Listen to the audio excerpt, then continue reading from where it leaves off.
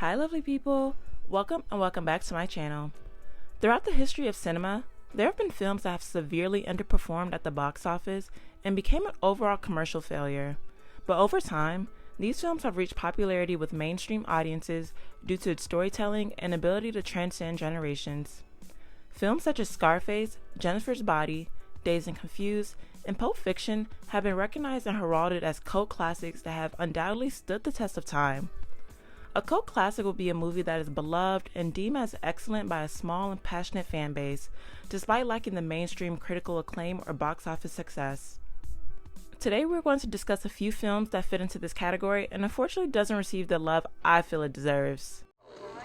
Like, this is so glamorous, having this big mountain on my head. This isn't really like a movie. I feel like this is a documentary. It's so funny. Just a couple American girls. Oh yeah. Thanks, camera people, for coming. I'm really happy to be here in Minnesota. Drop Dead Gorgeous is a 1999 satirical mockumentary dark comedy film that documented a teen beauty pageant in a small town in Minnesota. It follows a few pageant contestants and the lengths that they go through to be crowned the winner. Starring Kirsten Dunst, Denise Richard, Allison Janney, the newcomer at the time Amy Adams, and the late Brittany Murphy and Kirstie Alley. Written by Lana Williams, who was a former beauty queen herself, Lana decided to write a film loosely based on her life as a Minnesota native. For so long, I thought Miss Congeniality was one of the few, if only, pageant movies, but it was because Drop Dead Gorgeous flew under the radar. This movie has so many hilariously cringy and awkward moments, but with a script and cast like this, I couldn't imagine this movie not being greenlit. The lead character, Amber Atkins, is played by Kirsten Dunst, who I feel like does not receive enough recognition for her versatility as an actress. Her filmography is actually insane. From this film, to Jumanji, to Little Women, to Bring It On, to Eternal Sunshine, Spider-Man, and Maria Antoinette, the list goes on. It is clear that Kirsten has range, and her roles and skill set have resonated with people of all ages. She has several timeless movies, and she deserves her flowers. We also have Denise Richard, who plays Becky, the daughter of a former pageant winner, Gladys, played by Kirstie. And we have Amy Adams, who plays Leslie. This was the first film Amy was featured in, and she absolutely made her mark. Amy said in an interview in which she said, quote, "Drop Dead Gorgeous was my first movie I ever made. Everything about that movie was just so surreal to me. That was the first time I realized, I think I could go to Hollywood and at least get some commercials or something," unquote. Some of my favorite scenes in the movie would be the conga dance scene when the contestants were dancing with a freshly painted chair prop that stained their costumes unbeknownst to the girls. Also, while the scene when Denise's character Becky dances to Can't Take My Eyes Off of You with the Jesus doll on the cross for her talent portion of the competition gave me chuckles, it upset a lot of extras on set that day who walked off the set as they felt it was offensive. Additionally, the scene when the state competition contestants arrived at the pageant sponsor company, Sarah Rose Cosmetics headquarters, realizing that it was shut down due to tax evasion was pure comedy. The way the ladies erupted into understandable chaos and rage took the greatness of this film to new heights. Based on the 1995 novel by Billy Letts, the film Where the Heart Is, released in 2000, is what could best described as a series of unfortunate events. I never read the book, so I am unable to compare it to the source material, but when I first watched the movie, I did not know what to expect. As I was watching it, I was hoping things would get better, but situations just progressively worsened. It very much gave Lifetime Movie Network realness with elements of abandonment, abuse, natural disasters, and kidnapping. Starring Natalie Portman, Ashley Judd, and Stockard Channing, the movie did not perform terribly at the box office, but it certainly did not receive pleasant reviews. This film is about Natalie's character, Novalee Nation, who is a 17-year-old expecting mother. After getting abandoned by her boyfriend at a Walmart in Oklahoma, far from her home in Tennessee, she begins to secretly live in the store for weeks. Novalee is eventually rescued after giving birth to her baby girl, Americus, and soon finds her chosen family in Sequoia, Oklahoma. Through her friendships with a very religious woman, Thelma's sister husband, who takes in Novalee and Americus, and Lexi, the nurse who becomes best friends with Novalee, as well as the librarian Forney, who delivered Americus and develops a romantic interest in Novalee. Audiences see Novalee's experiences and growth in a 5-year period, while we also see Novalee's avoidance of the number 5, as that number brings forth a lot of trauma for her.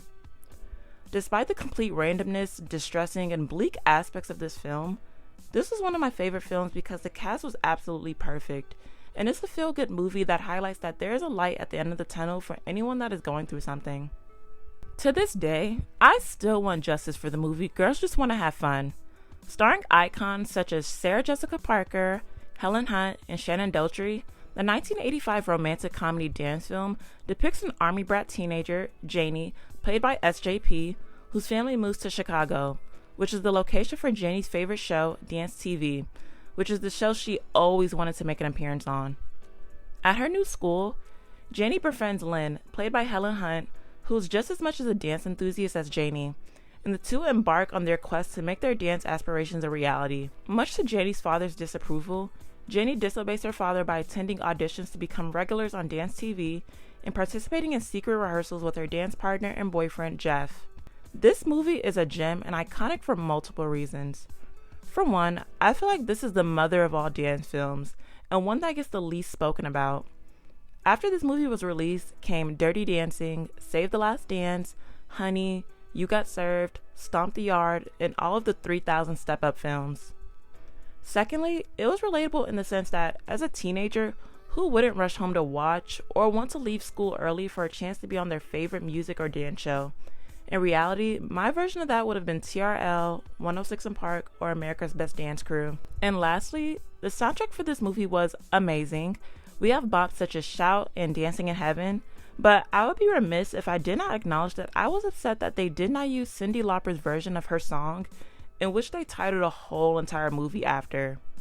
Girls Just Want to Have Fun by Cyndi was a worldwide hit song and one of the first feminist anthems, so you can imagine my immense disappointment when I learned that her version of the song was not used in the movie, as it was replaced by a cover sung by Deborah Gali, Tammy Holbrook, and Meredith Marshall as a result of licensing restrictions. It was recently announced in April 2023 that a modernized remake of Girls Just Want to Have Fun is in the works.